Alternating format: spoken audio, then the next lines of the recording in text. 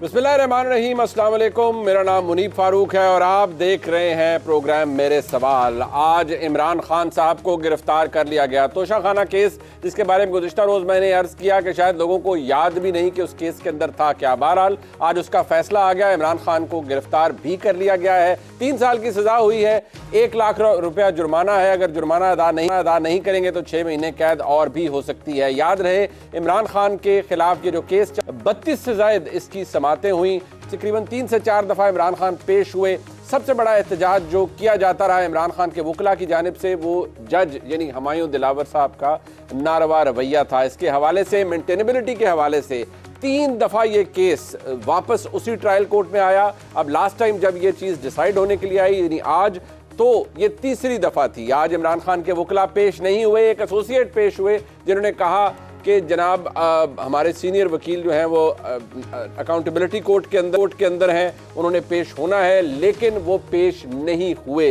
दिलचस्प बात यह है कि इमरान खान का दिफा इस पूरे मुकदमे के अंदर खासा कमज़ोर रहा। उनके वकला महज एक नुक्ते के गिर्द ही घूमते रहे और वो टेक्निकल नुक्ता था। वो बार बार यही कहते रहे कि मजाज अथॉरिटी ने इस कंप्लेंट को फाइल नहीं किया, लिहाजा इसकी मेंटेनेबिलिटी के ऊपर सवाल आते हैं, जुरिस्डिक्शन के ऊपर सवाल आते हैं। ये केस जिस तरह से राउट किया गया है वो तरीक़ाकार दुरुस्त नहीं है, लेकिन मेंटेनेबिलिटी के अलावा मेरिट्स के ऊपर इमरान खान के वकला ने कोई खातिर खा जवाब नहीं दिया। इमरान खान खुद भी 342 का बयान रिकॉर्ड करवाने गए, लेकिन वहाँ पर भी सवालात का जवाब नहीं दिया। बाद में जो लिस्ट ऑफ विटनेसेस दी गई उनको भी अदालत ने इररेलेवेंट करार दिया। याद रहे कि अब भी उस मामले के ऊपर इस्लामाबाद हाई कोर्ट ने अगले हफ्ते के लिए नोटिस जारी किए हैं, लेकिन क्योंकि ट्रायल को रोका नहीं गया इसलिए आज फैसला आ गया। हुकूमत ये कह रही है कि इस फैसले का इलेक्शन से कोई ताल्लुक नहीं है। इमरान खान ने जो किया आज उनको उसकी भरपाई करनी पड़ रही है। हमारे मुल्क में ये नया नहीं है। वज़ीर आज़म का हुकूमत से निकाले जाना, उनको अदालती कत्ल के ज़रिए सियासी तौर पर उनकी ज़िंदगी को ख़त्म कर देना, उनको वैसे ख़त्म कर देना और उसके बाद उनके पॉलिटिकल फ्यूचर्स को ख़त्म कर देना। मियां नवाज शरीफ मुल्क के वज़ीर आज़म रहे, 3 दफ़ा मुल्क के वज़ीर आज़म रहे, उनको सुप्रीम कोर्ट की जजमेंट के बाद उनको पहले नाअहल किया गया, फिर मॉनिटरिंग जज बिठा के उनके खिलाफ जो केसेस थे उनका फैसला आया। इमरान खान कम अज़ कम इस हवाले से इतने खुश नसीब तो हैं कि उनका केस नीचे से ऊपर जाएगा। यानी अगर तोशाखाना में आज गिरफ्तारी हुई है तो हाई कोर्ट का फोरम मौजूद है, ऊपर सुप्रीम कोर्ट का फोरम मौजूद है। कोई माइंड सेट करके नहीं बैठा हुआ। हाँ, अलबत्ता उनके वकला ये कहते रहे कि ट्रायल कोर्ट का माइंड हमारे बारे में फिक्स्ड है और वो हमें सज़ा देना चाहते हैं। ये बातें कितनी टेनेबल हैं, किस हद तक इनमें वज़न है। मैं ये ज़रूर कहूँगा कि हमारे मुल्क में जहाँ सियासी तारीख़ कोई ताबनाक नहीं है वहाँ हमारे मुल्क की अदालती तारीख़ भी निहायत चकर्ड है। उसके ऊपर भी शदीद तहफ़्फ़ुज़ात और सवालात हैं। बहुत से फ़ैसले ऐसे हैं हमारे मुल्क के अंदर जो कि तारीख़ में जब लिखे जाएंगे, उनके बारे में लिखा जाएगा, जय्यद कानूनदान जब उसके बारे में कहेंगे तो वो यही कहेंगे कि बड़ा ही शर्मनाक ट्रेंड रहा है हमारे मुल्क में अदालतों का। सियासी परसिक्यूशन लोगों की गई और ऐसा हुआ है। आज की तारीख में भी ऐसा ही होता हुआ नज़र आ रहा है। क्या ये सब कुछ रिपीट हो रहा है या कुछ नया हुआ है? इमरान खान की जमात उनके बगैर कैसे एग्जिस्ट करेगी, किस तरह आगे चलेगी? इमरान खान की क्या कोई उन्हें शॉर्ट टर्म रिलीफ मिलने जा रहा है? मिल सकेगा, नहीं मिल सकेगा? ये तमाम ऐसे सवालात हैं जो कि आपके जहन में भी हैं और मेरे जहन में भी हैं। अपने मेहमानों का तारुफ करवाते हैं। हमारे साथ मौजूद है जनाब इंजीनियर खुर्रम खान साहब, वफाकी वज़ीर हैं। बहुत शुक्रिया खुर्रम साहब, आपका पाकिस्तान मुस्लिम लीग नून की नुमाइंदगी फरमा रहे हैं। बहुत शुक्रिया। जनाब आदिल शाहज़ेब साहब हमारे साथ मौजूद हैं, मुल्क के मुमताज़ सहाफ़ी हैं, डॉन न्यूज़ पर अपना प्राइम टाइम शो भी करते हैं। आदिल साहब आपका भी बहुत शुक्रिया। जनाब चौधरी इश्तियाक साहब हमारे साथ मौजूद हैं, सदर हैं लाहौर हाई कोर्ट बार के, बड़े सीनियर लॉयर हैं और ख़ास तौर पर ये जो फौजदारी मामलात हैं इनको भी बड़े करीब से देखते हैं।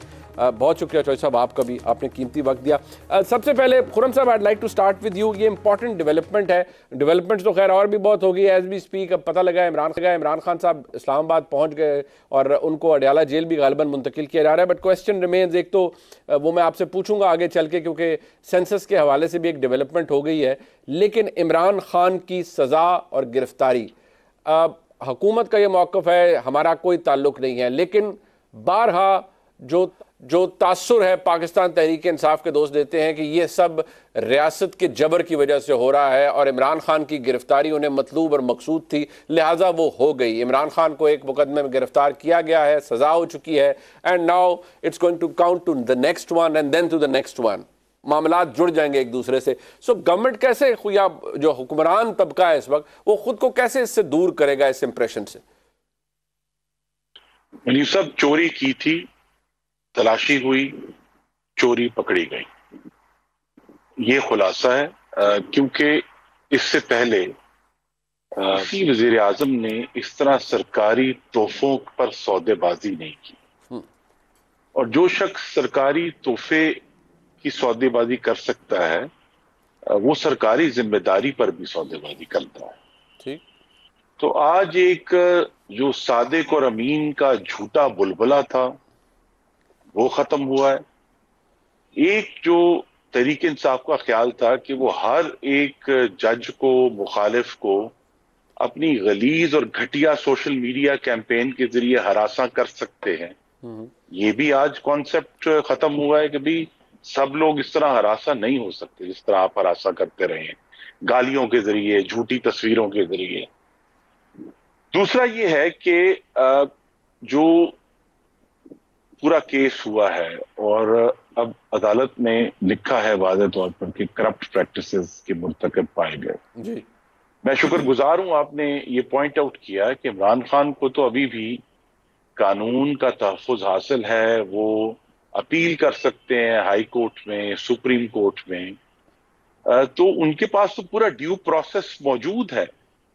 और आज जिस पर तहरीक इंसाफ के जो वकीलों ने इतराज किया कि जी देखें ये फैसला तो जो मुल्जिम है उसकी मौजूदगी में होना चाहिए जी। जो मुल्जिम पिछले 1.5 साल से अदालत से भाग रहा है, 32 पेशियों में से सिर्फ 3 पर आया है, तो या तो फिर अदालत जो है उसको सिर्फ अदालत में लाने के लिए जो है इश्तिहारी डिक्लेयर करे।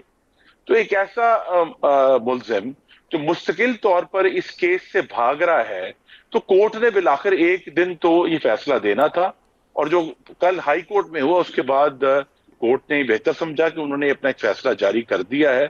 और खासतौर पे ये फिर कहूंगा कि ये जो जजों को सोशल मीडिया के जरिए डराने, धमकाने और हरासा करने की कैंपेन है, ये इंतहाई मजमूम तरीका है, क्योंकि तहरीक इंसाफ का जो खमीर है वो फाशिस्ट है, और लिहाजा वो फाशिस्ट तरीके से ही अपने मुखालिफों को भी, दूसरे इदारों को भी, जजों को भी हरासा करने की कोशिश करते हैं।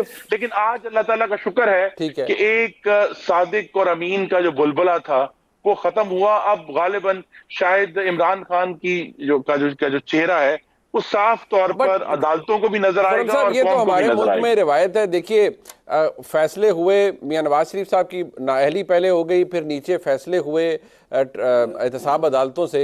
अब देख लियो, उसकी एक टेस्टमेंट तो हमारे सामने आया है, मरीम नवाज शरीफ साहिबा को सजा हुई, लेकिन अदालत ने, हाई कोर्ट ने उन्हें एक्विट किया, और ये वाजे हो गया कि वो एक ट्रम्प टप चार्जेस थे, एक बड़ा बेहुदा सा फैसला था ट्रायल कोर्ट का, और उसको सेटिसाइड कर दिया हाई कोर्ट ने। तो अगर इमरान खान कल रिलीफ ले लेते हैं इस्लामाबाद हाई कोर्ट से और अदालत उनका फैसला कलअदम करार दे देती है, तो जो स्टेटमेंट साफ फरमा रहे हैं कि वो चोर हैं या झूठे हैं या वो जाली सादिक और अमीन है, ये तो फिर बड़ा काम खराब हो गया। तो रिवर्सल में डालना पड़ जाएगा आपको अपना बयानिया भी, अगर अदालत उन्हें कल बेकसूर करार दे देती है। तो ये अदालत की साख पर बहुत गंभीर सवालात हैं, और फैसलों की जो लीगैलिटी है उस पर भी सवालात हमेशा मौजूद रहते हैं। ठीक है, लेकिन ये जरूर मैं अर्ज करना चाहता हूं कि नवाज शरीफ की जो नाअहली थी, दोनों मामलात में वो फर्जी वाकयात पर मबनी थी। अच्छा, कि जी अभी आपने केस जो असासा आप ले सकते हैं, बिल्कुल ठीक आपके पास आया नहीं है, नहीं, लेकिन वो असासा है, ठीक है, एक तो वो केस है। ठीक है, दूसरा केस जिसमें उनको कन्विक्ट किया गया, वहां तो उनके खानदान के ऊपर जो इल्जामात थे वो कहा जी ये एक ही खानदान है, लिहाजा ये भी जिम्मेदार है। ठीक, हम मुनीर साहब एक बात, बड़ी अहम बात है, एक ऐसा तोहफा जो रियासत पाकिस्तान के आला तरीन ओहदे रखने की सूरत में उनको दिया गया, ठीक है, उसके कारोबार और सौदेबाजी में तो कोई भाव नहीं है ना, कि वो घड़ी इस वक्त इमरान खान के पास नहीं है, बिल्कुल ठीक है, चुके हैं। नहीं, वो देखिए उस तोहफे का निकल जो तीसरे हाथ में जाना वो तो साबित है, नहीं वो साबित है, और वो तो रिकॉर्ड के ऊपर फ्लोट भी कर रहा है, वो रिकॉर्ड के ऊपर फ्लोट कर रहा है। उसमें तो कोई बात नहीं, वो है। जवाब उसके तो ऊपर आप कानून का इख्तिलाफ जवाब तो वो नहीं दे पाए, जवाब वो नहीं दे पाए, वो बात ठीक है, बट फेयरनेस के ऊपर सवाल। चलो साहब, आप यूर सीनियर लॉयर नाउ, आपको कितना फेयर लगता है ट्रायल कोर्ट? आपने बड़ा वो कहते हैं बड़ा कुछ का गाला हुआ है, तो ट्रायल कोर्ट का conduct over the period of time dispassionately मुझे बताएं कितना फेयर लगा आपको? 42 से ज्यादा पेशियां हैं, इमरान खान साहब को 3-4 दफा गए हैं, बुलाया भी है, सब कुछ हुआ है, आपको पता है वहां क्या क्या होता है? फिर मुनीब भाई, सबसे पहले तो मैं एक अर्ज करता हूँ कि फैसला जो मर्जी हो, फैसले का जो तरीक़ाकार इख्तियार किया गया है वो इंतहाई ऑब्जेक्शनेबल है। अच्छा, ये ऐसा नहीं है कि ये इमरान खान के ख़िलाफ़ फ़ैसला है या नवाज शरीफ के साथ ज़्यादती हुई थी। जो तरीक़ाकार इख्तियार किए जाते हैं अदालती तारीख़ में, ये समझें एक और सियाद बाब का इजाफ़ा है। और इस तरह के अगर फ़ैसले और इस अंदाज़ में फ़ैसले होंगे, क्योंकि देखें हर मुल्ज़म का हक होता है उसका हक़ दिफा, वो आप किसी सूरत में ख़त्म नहीं कर सकते। ठीक है। जिस केस में नवाज शरीफ साहब को सज़ा हुई थी, उनके वकील साहब ने उसमें डिफेंस लिया ही नहीं था। ये वो केस है जिसके अंदर एक मुल्ज़म ने अपना हक़ दिफा इस्तेमाल किया।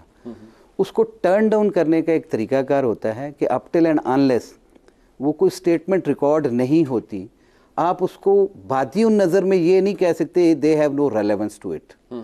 वो उस वक़्त आप उस फैसले में लिख सकते हैं जब उसके अंदर ये आ जाए कि जी ये क्योंकि रेलेवेंट नहीं है इसलिए इस पीस ऑफ एविडेंस को हम टच नहीं करते। वो जजमेंट लिखते हुए एविडेंस रिकॉर्ड होना चाहिए था, बाद में अदालत डिसाइड करती कि इसका काम है या नहीं है। वो तो उन्होंने जब पिछली दफ़ा अभी फैसला 2 दिन पहले फैसला दिया था, जिसको कल चैलेंज किया और जिसको सेटिस्फाइड भी कर दिया गया था, उसके अंदर तो ये था कि वो अभी विटनेसेस तो आए नहीं, विटनेसेस ने अपनी स्टेटमेंट रिकॉर्ड नहीं करवाई।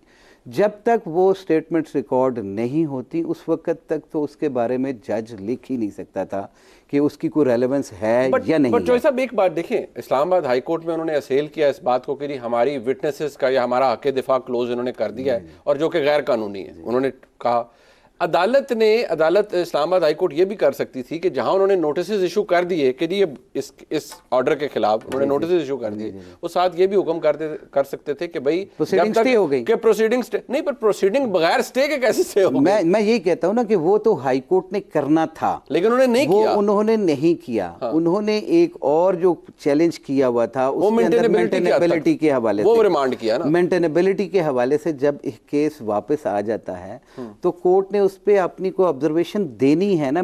2 दफ़ा तो वो मेंटेनेबल। मैं पहले ये कहता हूं कि जो हाई कोर्ट ने जो रिमांड किया था वो भी रिमांड नहीं बनता था। जब रिमांड हुआ ना, जो रिमांड नहीं बनता था बिकॉज जज साहब ने अपना माइंड डिस्क्लोज कर दिया हुआ था अपनी 2 दफ़ा पहले फैसले के अंदर। ठीक है, there was no need to remand. आपको लगता है इस ट्रायल में फेयरनेस का इसमें फेयरनेस क्या, इसमें आर्टिकल 10A को फ्लाउट कर दिया गया है। अच्छा, और शायद ये नज़ीर जो है किसी और केस में नहीं मिलेगी। वैसे मतलब वो कोई डिफेंस नहीं है, लेकिन जो आज हुआ कौन सा पहले नहीं हुआ? मैं कहता हूं किसी के पास अगर डिफेंस उसके पास नहीं है, मान लिया मैंने आपकी बात मान ली कि ये डिफेंस नहीं है, भाई डिफेंस की प्ली तो आ गई कि मैं डिफेंस लेना चाहता हूं। वंस आप कहते हैं उसे वो राइट एक्सरसाइज करने देते हैं। ये एक्यूज जो होता है favourite child of the court होता है, लॉ होता है। ये तो आप बहुत बेहतर समझते हैं कि उसे ये आप नॉन सूट या उसको टेक्निकलिटीज की बुनियाद पे आप नहीं करेंगे। लास्ट अपॉर्चुनिटी भी आपको देनी चाहिए ताकि कोई आधे घंटे बाद 40 पेशियों में से मुल्जिम 39 से गैर हाजिर हो तो फिर क्या तरीका है, ये भी जरा आवाम को बता दें, नाजरीन को, कि अगर मुल्जिम जो है 42 में से 39 पेशियों पर उधर मियां नवाज शरीफ कोर्ट में वो कहते हैं हर पेशी पे वो कहते हैं पौने 200 पेशियां भुगते, सारी भुगती। मैं कहता हूं कि ये अदालती, मेरे अल्फाज आपने नहीं सुने कि अदालती नज़ायर में से ये एक और स्याह तरीन जिसे कहते हैं ना, वो भी हमने उसको भी कभी लेजिटिमेट नहीं कहा था। उधर भी गलत हुआ था ना। ये देखें जो तरीकाकार वजह, मैं कहता हूँ जजमेंट जो भी है असेल होगी, हाँ ठीक है, लेकिन जिस तरीके से ये जजमेंट्स ली जाती हैं उस पे हमारा इख्तलाफ है, और वो तब भी था और आज भी है। जजमेंट्स ली जाती है, मेरा तो ख्याल था जज साहबान जजमेंट देते हैं, आपने कहा ऐसी जजमेंट हमेशा ली जाती है, यानी कि पहली जजमेंट्स भी ली गई ना, मियां नवाज शरीफ के खिलाफ भी जजमेंट्स ली गई होंगी। फिर मैं तो कह रहा हूं कि जो तरीकाकार है उस पे हमेशा से हमारा इख्तलाफ रहा है। ठीक है, और आज भी है, और क्योंकि ये आगे भी रहेगा, ये हमारी बीइंग स्टूडेंट ऑफ लॉ, बिल्कुल ठीक है, हमने इन्हीं से सीखना है और हमारे बच्चों ने भी इसी से सीखना है। पर आदिल साहब को जो पहले हो गया वो अब भी हो जाए, पता नहीं किसी को मुज़ायका उसमें नजर नहीं आता, लेकिन चौधरी साहब की बात बड़ी इंस्ट्रक्टिव है, क्योंकि वकील है, उन्होंने कहा ये जजमेंट ली गई है, और उन्होंने ये भी फरमाया साथ कि भाई उधर भी ली गई थी जजमेंट्स, इसमें कोई बात नहीं है। तो ये मेरे और आपके लिए सरप्राइजिंग तो नहीं है कि जजमेंट आई है, दी गई है या ली गई है, लेकिन सवाल ये है कि अब इसका इंपैक्ट क्या है इमरान खान की सियासत के ऊपर, पाकिस्तान तहरीक इंसाफ की सियासत के ऊपर। और ये चौधरी साहब फरमा रहे हैं इसमें फेयरनेस को तो जो उसका जो मामला है उसका फुकदान नहीं, उसको तो फ्लाउट कर दिया गया है। देखिए मुनीब, एक तो जजमेंट जो है, चूंकि आप बड़े कॉम्पिटेंट लायर हैं और लाहौर उनके आपके साथ जो बैठे हुए हैं चौधरी साहब वो भी बड़े सीनियर लॉयर हैं, तो मैं ज़्यादा तो उस पर नहीं जाऊंगा। लेकिन देखें इशू ये है कि फ़र्क है, आज के दिन को स्याह तरीन दिन इसलिए नहीं करार दिया जा सकता अदालती तारीख का कि हमने एक मुंतखब प्राइम मिनिस्टर को फांसी पे चढ़ते देखा, और सुप्रीम कोर्ट ने वो लिटरली जुडिशियल मर्डर था ना वो, बिल्कुल। फिर हमने देखा कि यूसुफ रजा गिलानी को खड़े खड़े अदालत से निकाल दिया गया, एक मुंतखब वजीर आजम को, बिल्कुल। फिर जो नवाज शरीफ के केस में हुआ उस पर तो चले अभी तफसील में बात करते हैं कि 2016 में इमरान खान को लाने के लिए जिस तरीके से नवाज शरीफ को निकाला गया वो आज एक ओपन सीक्रेट है। तो ये तो स्याह तरीन तो इसको नहीं करार दिया जा सकता। और देखिए फर्क इसलिए भी है कि ये तो सेशन कोर्ट में फैसला हो गया है, इमरान खान साहब के पास तो अभी इस्लामाबाद हाई कोर्ट का ऑप्शन है, अभी सुप्रीम कोर्ट का उनके पास ऑप्शन है। और चूंकि जब आपको याद होगा पनामा वर्डिक्ट आया था, तो वो जो भी था, जैसे भी वर्डिक्ट था, उस पर जैसे भी सवालात उठते थे, लेकिन उस वक्त की जो हुक्मरान जमात थी उन्होंने उस फैसले को तस्लीम किया। नवाज शरीफ साहब वजीर आजम नहीं रहे, शाहिद खाकान अब्बासी को नया वजीर आजम बना दिया गया। और एक और फर्क भी है कि 2016 में नवाज शरीफ को जिस तरीके से नाअहल किया गया, वी आर इन 2023, 7 साल हो गए हैं, क्या नवाज शरीफ को आज तक इंसाफ मिल सका या नहीं? ये फर्क मैं सिर्फ आपको बताना सिर्फ जरूरी समझता था और ऑडियंस के लिए भी सामने रखना था। एक और मामला है जो पॉलिटिकल इसकी इंप्लीकेशंस हैं। देखिए ये अदालती मामला थोड़ा सा साइड पे कर दें, मेरे ख्याल में जो भी सियासतदान हो, उसका जो भी कॉन्डक्ट हो, वोट की ताकत से उसे नाअहल करार दिया जाना चाहिए। ये नज़ीर हमारे मुल्क में नहीं रही है। अभी भी एक जो इंप्रेशन रिफ्लेक्ट हो रहा है, और जो पीटीआई के दोस्त ये बता रहे हैं कि पहले से नविश्ते दीवार ये था कि इमरान खान साहब को नाअहल करार दिया जाएगा। अब हो सकता है ये वाला केस हो, आगे आने वाले केस भी उनके काफी सीरियस है। ये रिफ्लेक्शन मेरा ख्याल है खत्म होनी चाहिए, चाहे वो नवाज शरीफ साहब के साथ 3 दफा हो चुका है, जुल्फिकार अली भुट्टो के साथ जो हुआ, मुहतरमा बेनजीर भुट्टो के साथ हुआ। उससे लगता यह है कि देखिए 2016 में इमरान खान साहब जब मिठाइयां खा रहे थे और तकसीम कर रहे थे, तो आज अगर मुस्लिम लीग नून ऐसा कर रही है, इसका मतलब कि हमारे सियासतदानों ने कुछ सबक नहीं सीखा। जी। और तीसरा जो इमरान खान की जो आगे जो सियासत है तहरीक इंसाफ की, मेरे ख्याल में इस फैसले का एक डेडली इंपैक्ट मैं इसलिए देख रहा हूं कि कुछ लोग तकरीबन जो 20-25% लीडरशिप रह भी गई है, वो इंतजार कर रहे थे कि आगे होता क्या है। तो मेरे ख्याल में अब जो लोग तहरीक इंसाफ में रह भी गए थे, जो चीदा चीदा रहनुमा है, वो भी आहिस्ता आहिस्ता अपना पॉलिटिकल जो फ्यूचर है वो डिसाइड करना शुरू कर देंगे। वोटर भी इस जानिब देखेगा कि अगर, एक और सवाल ये भी है कि क्या अब बैलेट पर बल्ले का निशान होगा या नहीं होगा। फॉरेन फंडिंग केस है, फिर मलिक रियाज साहब वाला 190 मिलियन पाउंड का मामला है। तो चलें, अगर इस केस में अगर इंसाफ के तकाजे पूरे नहीं हुए जिस तरह से क्लेम कर रही है तहरीक इंसाफ भी और बड़े सीनियर लॉयर भी, तो ये जो 190 मिलियन पाउंड वाला केस है, आप खुद लॉयर हैं, आपने काफी उस केस को स्टडी भी किया हुआ है। उस केस से खान साहब जो है वो अगर बचे तो मेरे ख्याल में आज होगा। खान साहब को आज बुलाया भी हुआ था मामला है, उन्होंने आज बुलाया भी हुआ था 9 मई वाला। और मुनीब जो सबसे ज्यादा फिर सीरियस मामलात हैं वो आपको भी पता है, मुझे भी पता है, वो साइफर वाला भी है और 9 मई वाला है। तो चले, ये एक केस में तो अगर इंसाफ होते नजर नहीं आया तो इस्लामाबाद हाई कोर्ट में नजर आ जाएगा, आपको सुप्रीम कोर्ट में नजर आ जाएगा।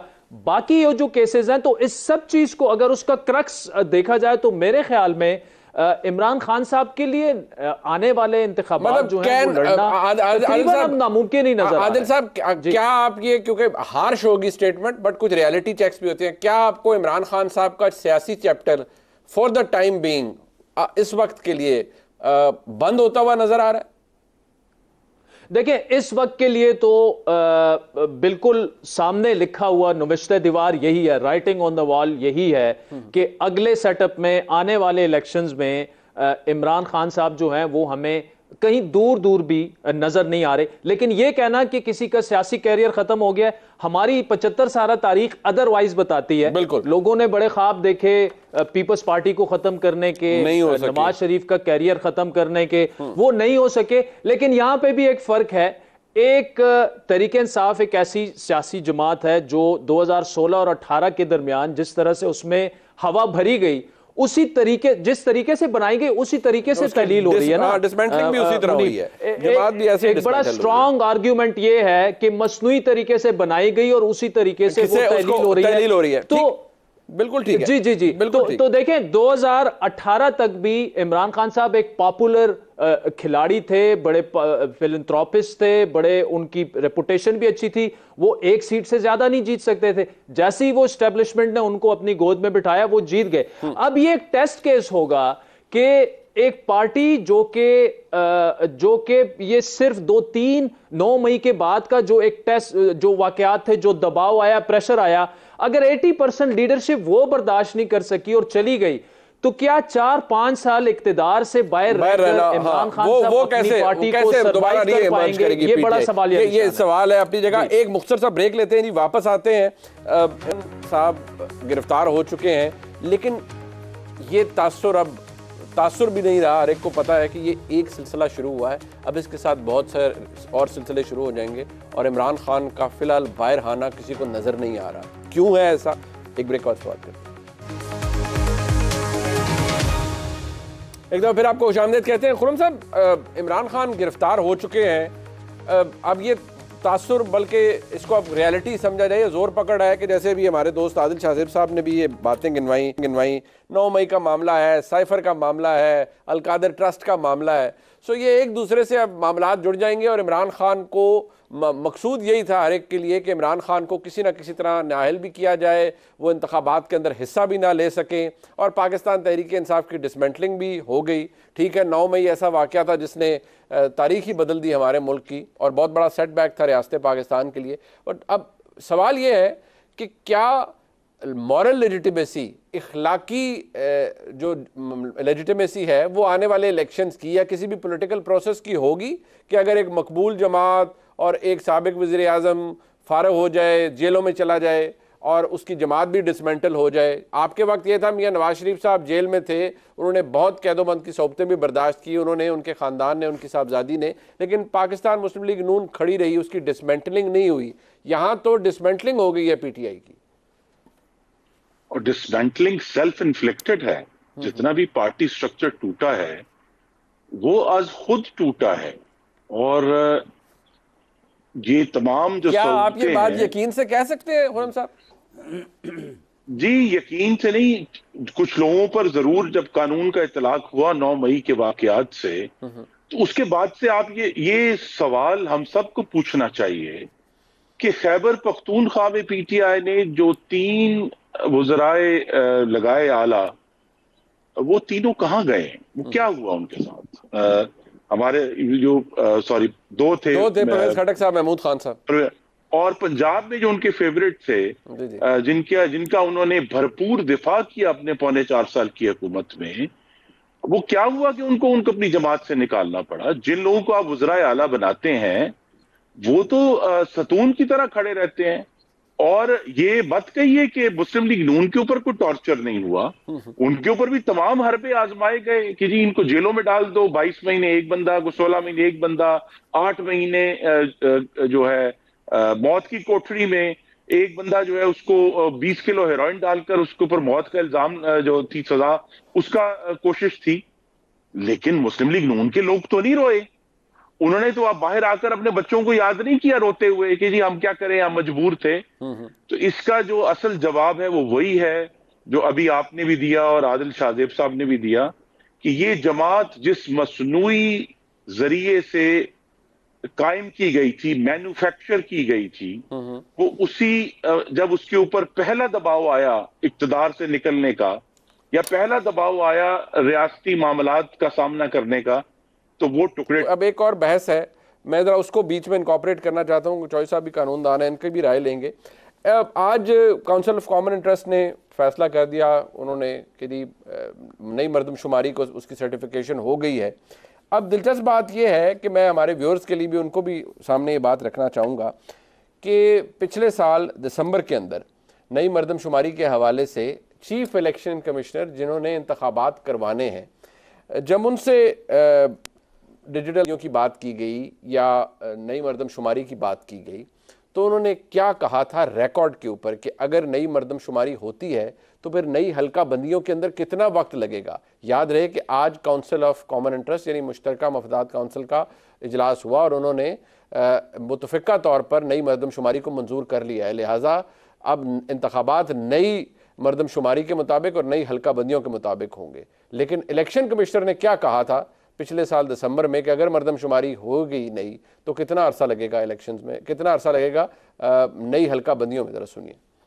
यहाँ पे ये ज़रूरी है जिक्र करना कि अभी दोबारा फेडरल गवर्नमेंट डिजिटल डिलिमिटेशन की बात कर रहे हैं। हमने बार बार गवर्नमेंट को सेंसिटाइज किया है कि कम से कम हमें 6 से 7 महीने डिलिमिटेशन के लिए दरकार होते हैं। जितना टाइम हमें लाजमी चाहिए दोबारा हल्का बंदियों के लिए नहीं दिया जाता तो हमारे लिए बड़ा मुश्किल हो जाएगा दोबारा हल्का बंदियाँ करवाना।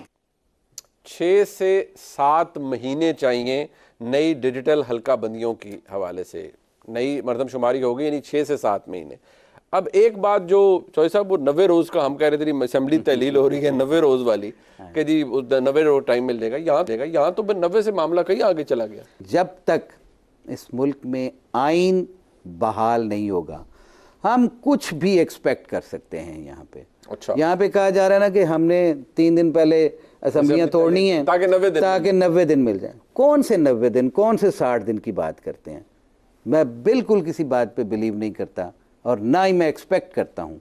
आज इस फोरम पे आपके बैठ के मैं इसलिए कह रहा हूँ कि कोई 3 महीने नहीं, कोई 60 दिन नहीं, कोई ये जब तक ख्वाहिश होगी तब तक ये केयर टेकर गवर्नमेंट अगर बनाई जाती है, अगर आज भी कह रहा हूँ, आज भी कह रहा हूँ, अब क्या हो सकता है जी? अच्छा। इसमें यही वजीर आजम साहब ना, अगर असेंबली की मुद्दत बढ़ाए, ऐसा तो कुछ नहीं हो रहा ना। मेरी बात सुने, अगले दिन क्या होता है, ये मुल्क इतना अनप्रडिक्टेबल है कि अगले दिन क्या होना है। आपने आज ये बात जो कही है ना कि 90 दिन के अंदर इलेक्शन हो जाएंगे और वो चलेंगे और किस तरह से होगा, मैंने उस हवाले से इसलिए बड़ा वाज़े तौर पे आपको कहा है कि मैं कुछ एक्सपेक्ट नहीं करता। जब ये यहाँ पे सब कुछ मर्जी की होगी, मतलब जिन्ना दी मर्जी होती है उन्ना दी। अच्छा, इसमें कोई, चले एक ब्रेक के बाद ही वापस आप हमारे साथ है और जनाब खुर्रम साहब भी और चौधरी साहब भी हमारे साथ। इधर फिर आपको खुशामदीद कहते हैं। आदिल शाहजेब साहब, आप भी जरा सुनिएगा। 17 जुलाई 2023 राना सनाउल्लाह साहब इंटीरियर मिनिस्टर है एज वी स्पीक, उन्होंने क्या फरमाया था सेंसस के बारे में? आदिल साहब, बकौल चौधरी साहब के मुल्क में आइन है ही नहीं इस वक्त। वो कहते हैं इन द ट्रू सेंस मुअत्तल है। पहले भी अदालत ने हुक्म दे दिया, इलेक्शन नहीं हुए।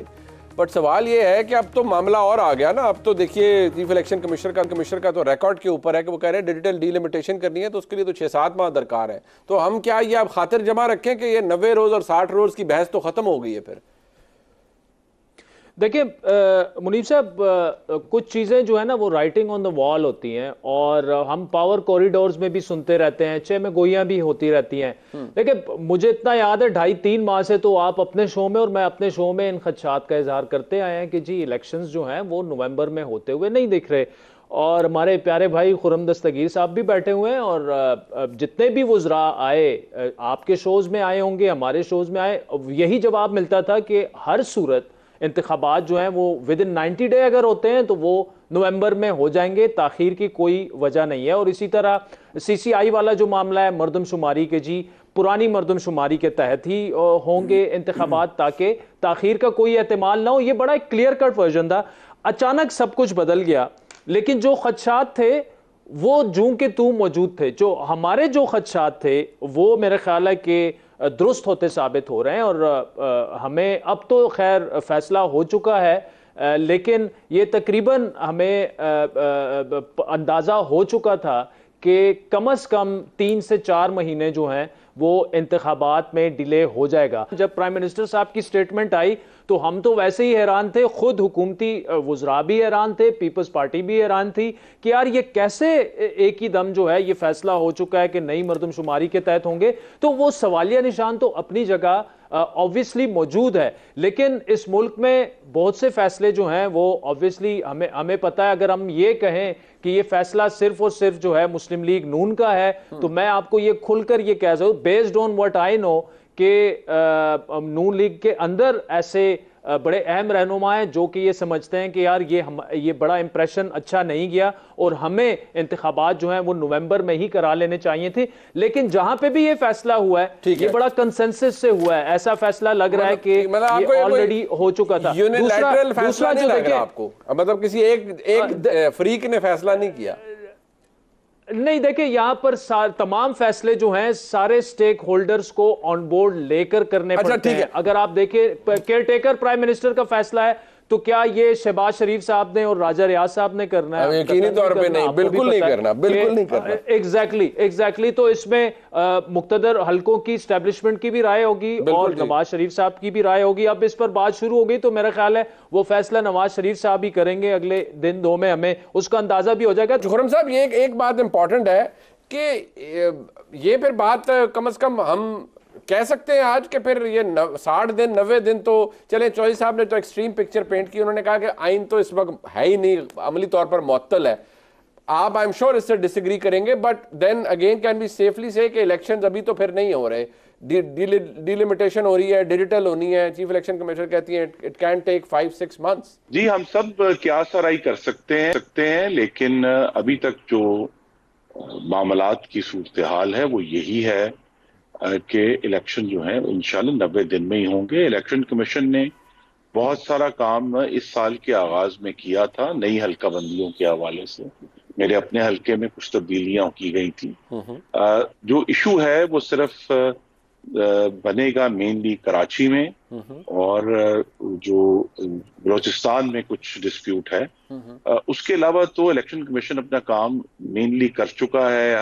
हल्कों के नए नंबर भी आ गए। एक शायद आपके नाजरीन के ज़हन में आ जाए कि बाकायदा तौर पे एक इब्तदाई नोटिफिकेशन कर भी दिया गया था हल्कों के हवाले से। तो लिहाजा अब जब फाइनली नोटिफाई हो गया है तो इलेक्शन कमीशन ने पहले से कुछ काम किया हुआ है। आपको लगता है डिले नहीं होगा इलेक्शन से? जी, मैं ये समझता हूं कि डिले नहीं होगा और हम इंशाल्लाह ये जरा चौधरी साहब की तसल्ली करवा दें, इनको बड़ा फिक्र है क्योंकि कानून दान है ना कि आइन मुअत्तल है, वो कहते हैं अमली तौर पर मुअत्तल है। नहीं, देखिए सिर्फ एक बात है, मैं चौधरी साहब की खिदमत में बड़े अदब से अर्ज करूंगा कि आइन में सिर्फ आर्टिकल 224 223 नहीं है ना जी। आइन ये भी कहता है, वही आइन उसी तकद्दुस के साथ ये भी कहता है कि जब नया सेंसस नोटिफाई हो जाए तो इंतखाबात नए सेंसस पर होंगे, क्योंकि सूबों के हकूक का दिफा भी करना है और उसी तरह आइन में लिखा हुआ है। तो लिहाजा अगर हम ये प्रिविलेज देते हैं कि नहीं जी 224 ओवरराइड्स एवरीथिंग एल्स, या एक नई सिचुएशन क्रिएट हुई है, उसके बावजूद मैं ये समझता हूं जमहूरियत पर यकीन रखने वाला एक मुंतखब नुमाइंदा हूं, शहरी हूं, कि हमें इंशाल्लाह 90 दिन में, नवंबर के पहले 10 दिन में पाकिस्तान में चारों सूबों में और वफाक में इंतखाबात हो जाएंगे। खुर्रम साहब, ये चौधरी साहब को ना मैं, क्योंकि वो खुद भी कुछ कहना चाह रहे हैं, वो कहेंगे, लेकिन उनकी जो थोड़ी सी कंसर्न है ना, वो पता नहीं क्यों चौधरी साहब आज जरा, क्योंकि कानून दान है ना तो ज्यादा उनके दिल के करीब है कानून आइन, वो बार बार ये कह रहे हैं कि इलेक्शन तब होंगे जब मुख्तदर लोग चाहेंगे। तो जरा इनकी ये गलत फहमी या इनकी ये जो थोड़ी सी अफसुर्दगी है, इसको कम कर दीजिए आप। जी, मुख्तदर लोग पाकिस्तान में एक हकीकत है, ठीक है, और इसी हकीकत में रहते हुए मैं समझता हूं हमारा चैलेंज मुस्लिम लीग नून का और दूसरी जमहूरी जमातों का, कि इस हकीकत को सामने रखते हुए हमें आइन की सरबुलंदी कायम करनी है। और सबसे बड़ी जो बात है जिसकी लिए हम खड़े हैं कि अवाम का जो हक हाकमियत है कि जिसको वो चुने वही हुकूमत बनाए, ये बात 2018 में मिट्टी में रोली गई। ठीक है। तो लिहाजा ये इंशाल्लाह नहीं होगा। जिसको अवाम अगले इलेक्शन में वोट देंगे वही जमातें, वही लोग जो है चारों सूबों में और वफाक में अपनी हुकूमतें बनाएंगे। कोई मुतमईन थोड़े से तो देखिए, मैं 2018 के सिर्फ ये इलेक्शन की बात करते हैं, उससे पहले वाले इलेक्शन पे देखें पीपल्स पार्टी का क्या रिएक्शन होता था, और जब पीपल्स पार्टी जीतती थी तो नवाज शरीफ का क्या रिएक्शन होता था। ठीक है, बिल्कुल ये तो सच्ची हकीकत बात है कि जिसके हक में वोट आ जाता है वो समझते हैं कि ये वोट डलवाया गया है। ठीक है। और ये भी एक गलत ट्रेंड है। मैं तो ये समझता हूँ कि मैं वोट लेके आया हूँ ना, जीत के आया हूँ ना, मुझे ये तो कोई नहीं कहता कि इसके साथ इलेक्शन कमीशन मिल गया था या इसके साथ कोई मिल गया। भाई, हमारी बार से ही सीख लें कि इलेक्शंस कैसे करवाए जाते हैं। और हमने तब भी कहा था कि हमने ये बायोमेट्रिक के ऊपर सबका शोर था ना। करोड़ों वोटर है। आप लोग तो वकुला है ना, सारे पढ़े लिखे लोग हैं, डिसिप्लिन लोग हैं ना। देखें, इतनी को रौन तो ही मार सकता ना जज साहब। नहीं, देखें, बात यही होती है कि इलेक्शन की सैंक्टिटी रहनी चाहिए। वो रहनी चाहिए। I completely agree to that. मेरे वक्त खत्म हो गया। आप चौधरी साहब का जो उनके कंसर्न है जगह मौजूद है, हम उसका एहतराम करते हैं। सियासी गुफ्तगू तो हो गई, लेकिन हमें ये नहीं भूलना चाहिए कि आज 5 अगस्त है, यौम इस्तिसाल कश्मीर आज मनाया जा रहा है। आज से 4 साल कबल भारतीय वज़ीर आज़म नरेंद्र मोदी और उनकी जो हिंदुत्व पर बेस्ड पॉलिसीज़ हैं, उनकी वजह से, इंतहा पसंदी की वजह से, जो भारतीय कॉन्स्टिट्यूशन है उसका आर्टिकल 370 और 35 से इसको मनसूख कर दिया गया, जिससे मकबूजा कश्मीर की खुसूसी हैसियत को तब्दील कर दिया गया। मकबूजा कश्मीर के मकामी लोगों को अपने बुनियादी हुकूक और बुनियादी शहरी आज़ादियों के इस्तेमाल से महरूम हुए 4 साल से ज़्यादा का अरसा गुजर चुका है। इस जबर के बाद मकबूजा कश्मीर में नए लैंड लॉज मुतारिफ करवाए गए, जिससे अब दीगर इंडियन भी कश्मीर में ज़मीनों पर कब्ज़ा कर सकते हैं। गैर मकामी अफराद को कश्मीर में वोटिंग राइट्स भी दे दिए गए हैं। 3 मिलियन से ज़ायद डोमिसाइल्स इशू कर दिए गए हैं। ये सब कुछ 4 साल से हो रहा है। इन इक़दामात के ज़रिए बीजेपी की जानिब से कश्मीर को की जो डेमोग्राफी है उसको मुकम्मल तौर पर तब्दील कर दिया गया है। पाकिस्तान की जानिब से भारत के इन गैर कानूनी इक़दामात को तमाम आलमी फोरम्स पर उठाया गया है और मकबूजा वादी में होने वाले गैर इंसानी सलूक को दुनिया के सामने लाया गया, लेकिन आलमी ताकतों की जानिब से इस पर चुप साध ली गई है। कोई खातिर खा काम नहीं हुआ। दूसरी जानिब पाकिस्तान अमन और बातचीत की कोशिशों से भी पीछे नहीं हटा, लेकिन शर्त यही है कि पहले इन गैर कानूनी इक़दामात को वापस लिया जाए।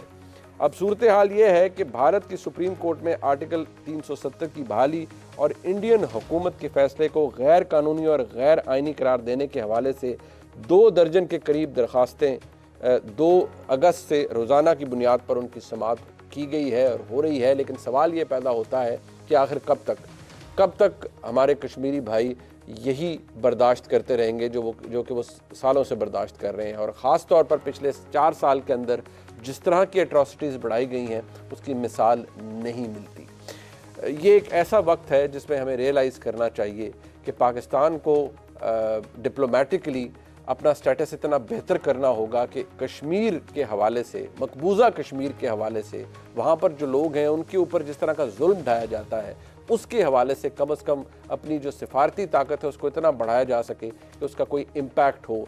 हम दुनिया में अक़वाम आलम को ये बता सकें कि इस वक्त कश्मीर में क्या हो रहा है। प्रोग्राम आपने देखा, इसका फीडबैक जरूर दीजिएगा। देखने का बहुत शुक्रिया। खुदा।